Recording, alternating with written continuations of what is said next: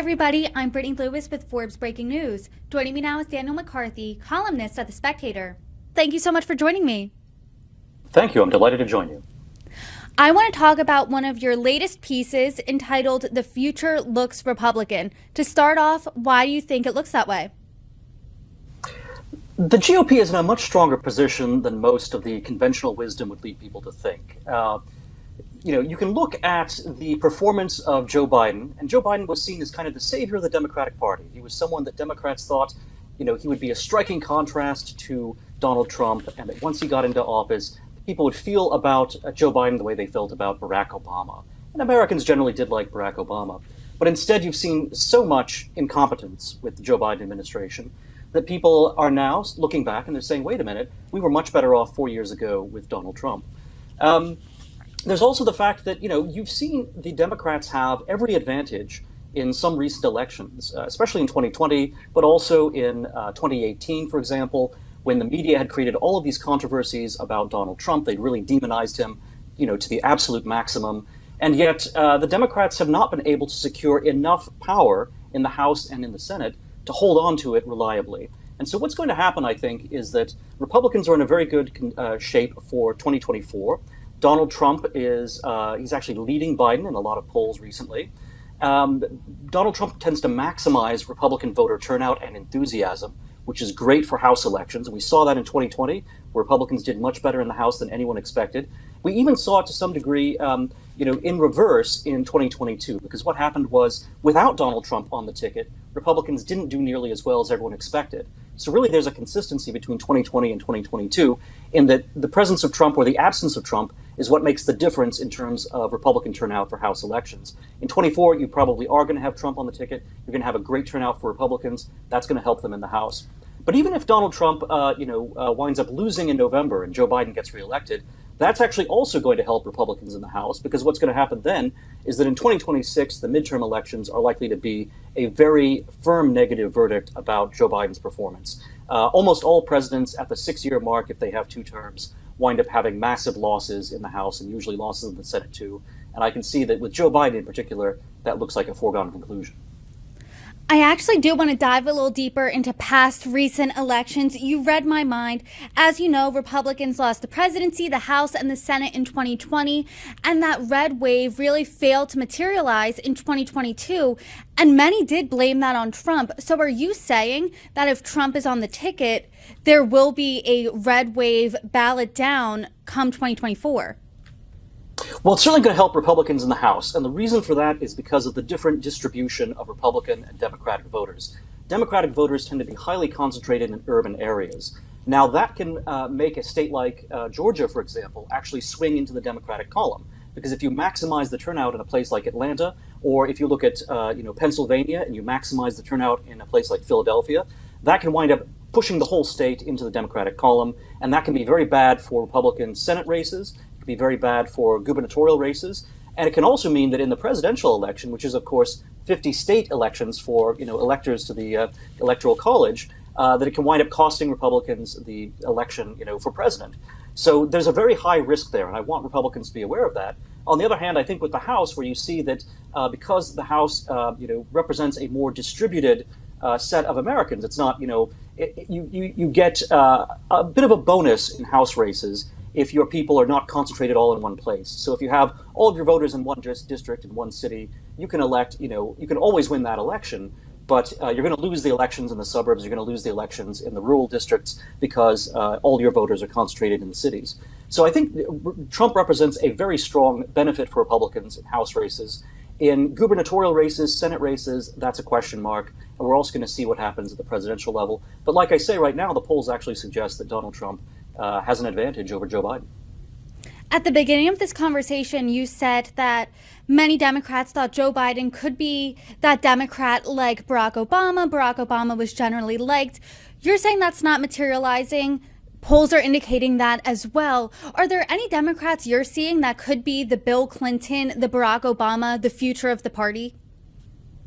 Well, Gavin Newsom desperately wants to play that role. And unfortunately for him, there just isn't an opening for him to do it because Joe Biden, despite his lack of competence, is extremely tenacious. And Joe Biden, he's wanted to be president for decades. And now that he finally has that role, he is going to hang on to it until the very bitter end. So Joe Biden is not going to peacefully shuffle off the stage. And then, of course, after Joe Biden, Kamala Harris is next in line to be the Democratic, either to become president if Joe Biden happens to die in office, or to get the nomination. Normally, you would expect someone who's the vice president to be, a strong contender for the party's nomination in the next race. So Gavin Newsom, I think, is very frustrated right now, and he is waiting for some sort of disaster to befall, Biden and Harris both, so that he can move up and have a chance of running.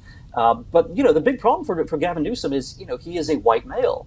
And, if he is seen as kind of cutting in line ahead of a black woman like Kamala Harris, that doesn't work in the Democratic Party. That's going to be seen, even if they recognize that Joe Biden and Kamala Harris are both ballot box poison.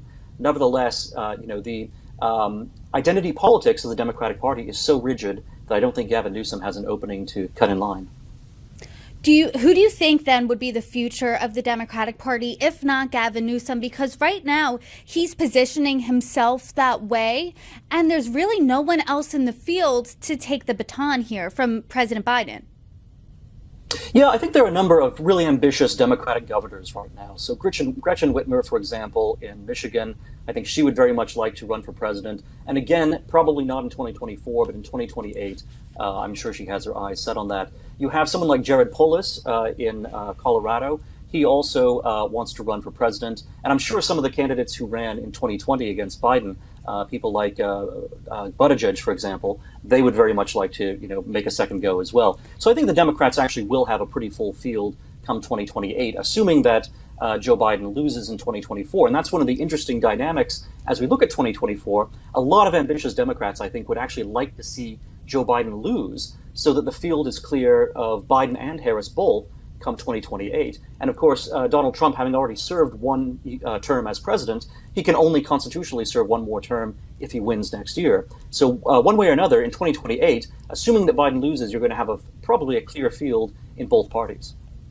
We're talking about the future here, but the future of 2024 looks like almost the past, if you will, a rematch between Donald Trump and Joe Biden. What do you make of that?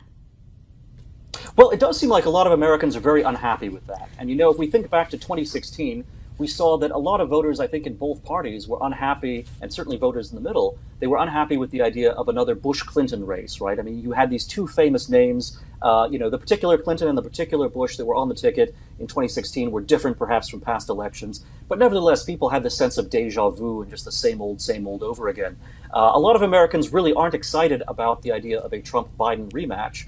And yet, both in the Democratic Party and in the Republican Party, it seems as if it's almost inevitable at this point that those are going to be the nominees. You have some people talking about, does this mean there's an opening for RFK, Robert F. Kennedy Jr., or for Cornel West or some other third party or independent candidate? I generally think that there isn't, that really, people are either for the Republicans or for the Democrats. There's not a lot of, sort of space for a third party. But that said, I think because Joe Biden looks so weak and because he has alienated certain parts of his own party and certain parts of the left wing, that you may well see some defections from Biden to RFK or to Cornel West. I know other people disagree with me and they think RFK Jr. as an independent candidate might actually hurt Trump more than Biden. But my suspicion is that Biden would be the one who actually would lose more voters to RFK.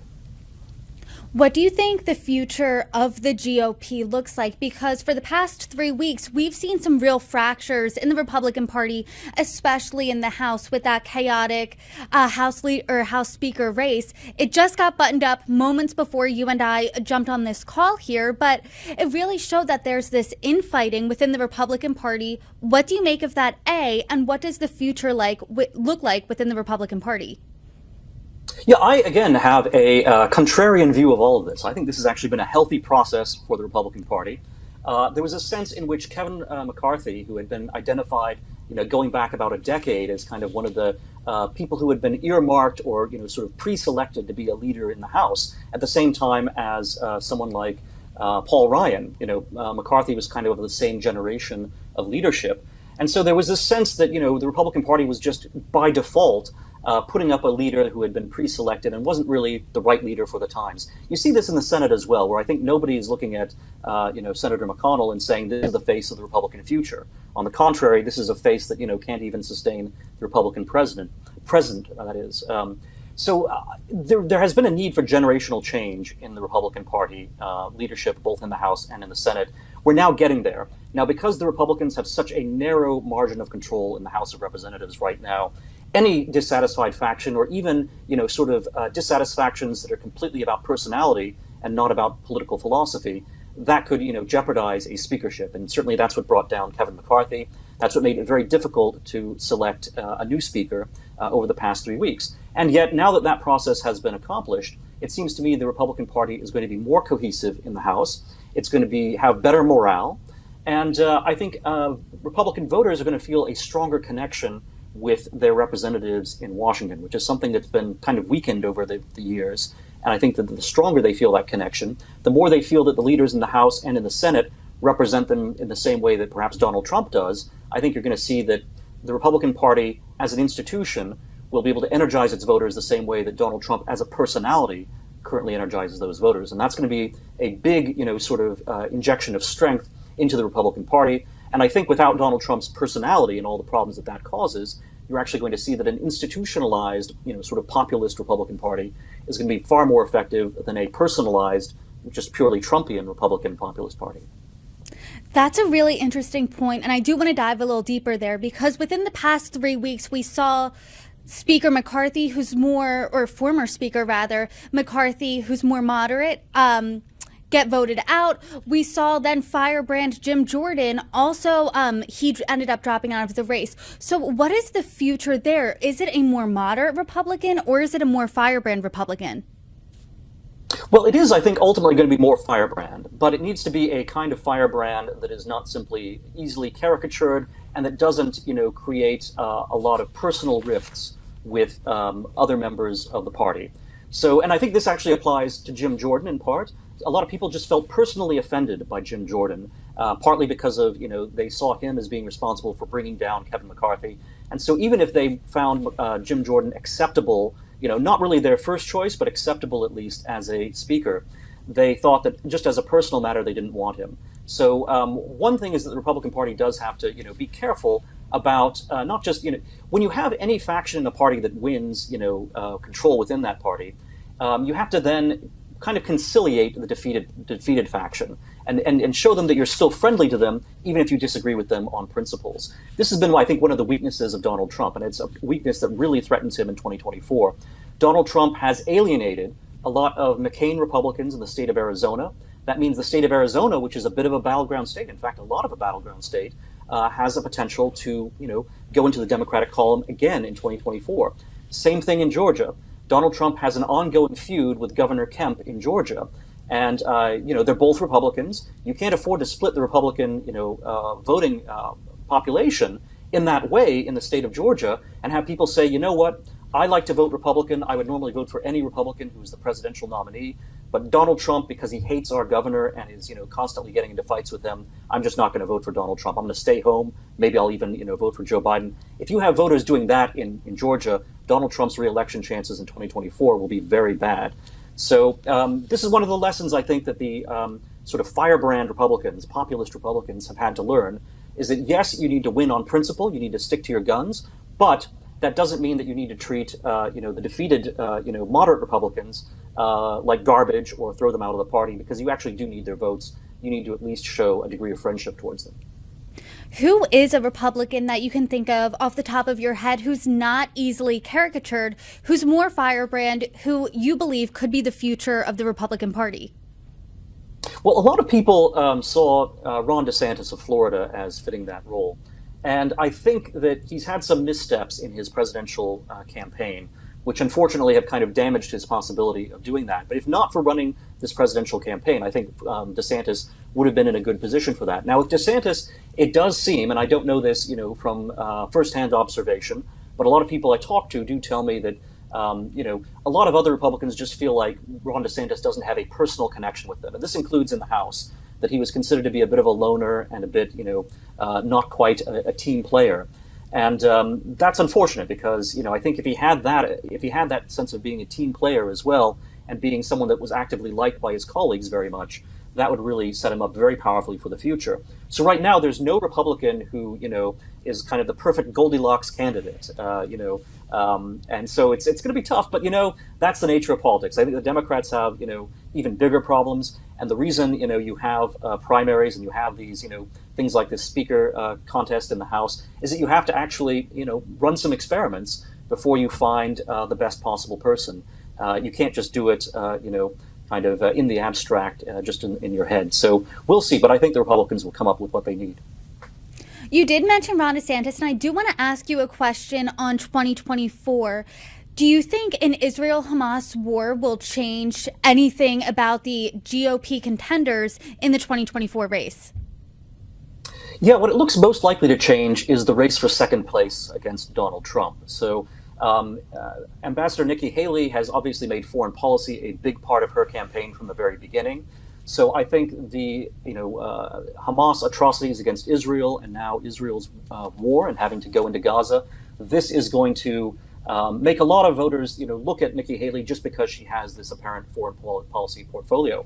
Now, Ron DeSantis is also very strong on Israel issues, and that's true going back to his record when he was a member of the House of Representatives. And as governor of Florida, he has organized flights to get Americans out of Israel and out of danger.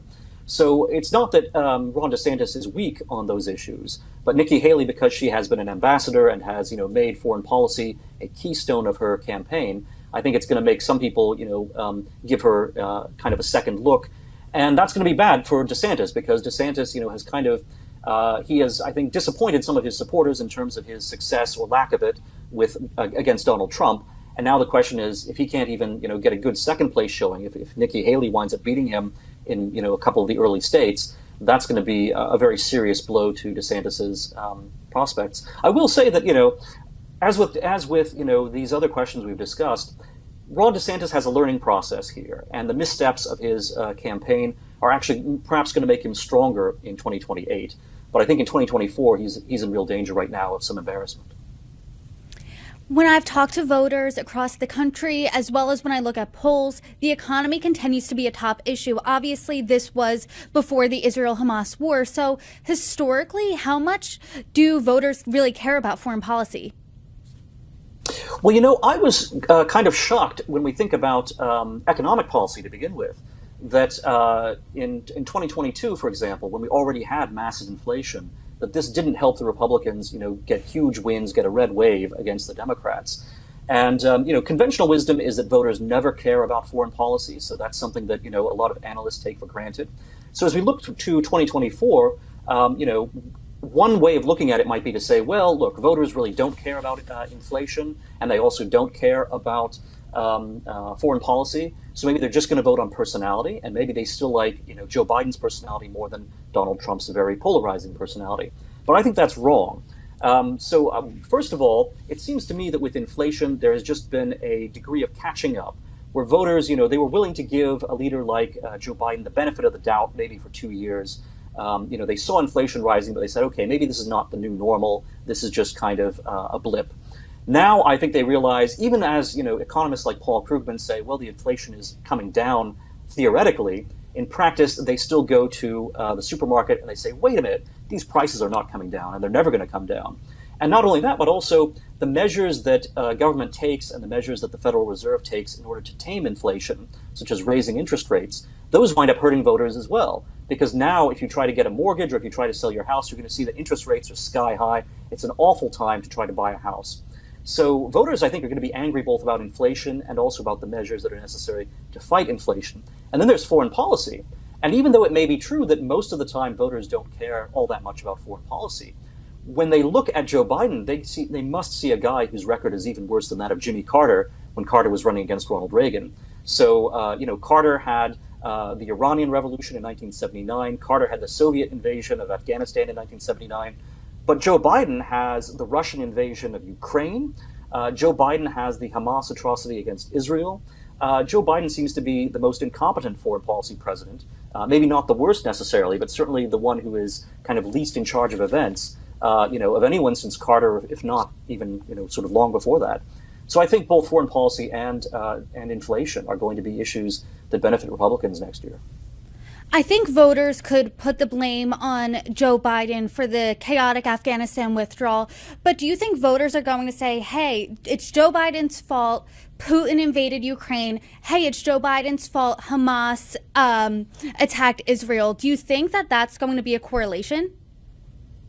Well, it's not necessarily that they're going to say it's Joe Biden's fault, but rather that Joe Biden isn't the answer to those problems. So they're going to look at the disaster, for example, of the way in which Joe Biden exited Afghanistan. That they're certainly going to blame Joe Biden for, and they already are. And then they're going to look at the fact that, we've been supporting Ukraine for a couple of years by that point, and yet the Russians are still entrenched in eastern Ukraine. So Joe Biden's strategy is failing there, and I think they're going to grade him on, how things look, in 2024. And chances are very, bad, unfortunately, that the Ukrainians are going to have a, solid victory by that time. And similarly, they're going to look at the situation between Gaza and Israel. And you're going to see Joe Biden get in trouble sort of in both directions, because Biden, on the one hand, wants to kind of hold the Israelis back. So a lot of people are going to be angry at him for that. But also there's a, sort of very vocal and very energetic, sort of not just pro-Palestinian, but in many cases pro-Hamas side to the Democratic Party that considers this to be part of identity politics and part of a kind of, sort of racial reckoning and anti-colonialism all around the world. And that element of the left is very angry at Joe Biden. And they're very embarrassing to him because Biden can't afford to completely cut that wing of his party off, but he also obviously doesn't want to be defined by them. So I think all of these foreign policy issues play very badly for Joe Biden. And I know we're only a year away, or we are a year away, so there's a lot that could potentially crop up. But what do you think will be the biggest issue facing voters when they go cast their ballot? I'm kind of old-fashioned, and I think the fundamentals are always the key thing. So first of all, political scientists tend to say that every presidential election is a referendum on the party in power, which means if you have an incumbent president, it's a referendum on the incumbent. So a lot of people are saying, look, if Donald Trump is on the ballot in 2024, it's going to be a direct replay of 2020. Voters who didn't like Donald Trump in 2020, they're not going to like him in 24 either. In fact, maybe even fewer voters will like him, and therefore Joe Biden's going to get reelected. I think that's wrong. I think actually it's going to be a referendum on Joe Biden's performance across the board. And that performance, objectively, has been terrible. In terms of the biggest issue, I do think the economy is going to be, it usually is number one. And in addition to that, there's going to be, crime rates also have continued to be elevated since 2020. And Joe Biden and his party have been completely unable to get that, fully under control. So I think voters are just going to, have competence as a key question, have, age as a key question, and, Joe Biden's only a couple of years older than Donald Trump, but he certainly seems a lot older. He seems a decade or more older. I think all of that is going to factor into just a very negative judgment on Joe Biden. Daniel McCarthy, there's a lot to discuss. I hope you come back on and keep discussing it. Thank you so much for joining me. Great. Thank you.